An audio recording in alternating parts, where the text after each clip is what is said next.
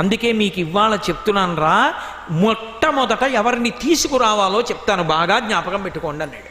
ఎవరిని తీసుకురావాలి, ఎవరిని తీసుకొస్తారో తెలుసా? మీరు తీసుకొచ్చే ముందు ఎకసక్కమునకైన ఇందిరారమణుని పేరు పలకంగా లేని దుర్భాషితులను, వాడు హాస్యానికి కూడా భగవన్నామం శ్రీచక్రం టీవీ ఎప్పుడూ అక్కర్లేని మాటలే. పరిహాసానికి వాడు భగవన్నామం పలకడు. ఎందుకని? వాడి ఇంట్లో పిల్లల పేర్లు కూడా ఉండవు, అమంగళకరమైన పేర్లు ఉంటాయి. కొన్ని పేర్లు వింటే నిజంగా పేర్ల అర్థం భావిస్తే అలా పిలిచినందుకు ఆ పిల్లలు ఏమైపోతారో, అలా పిలిచి వీళ్ళు ఏమైపోతారో అనిపిస్తుంది. దానికి ఏం అర్థం ఉండదు. ఆ పేరు బాగా పెట్టుకున్నావా అంటే వాడికి అది నచ్చింది. ఎవడికి లోకంలో ఉండకూడదు ఆ పేరు. రావణుడికి ఉంది అలా, ఎవరూ పెట్టుకోలేదుగా రావణుడు అన్న పేరు. పేరు పెట్టుకోవడం కాదు, పేరు పెట్టి పిలిచినందుకు వాడికి మంచి విభూతి కలగాలి, పిలిచి నువ్వు తరించాలి, ఆ పేరు పెట్టుకోవాలి. అంతేకాని ఎందుకు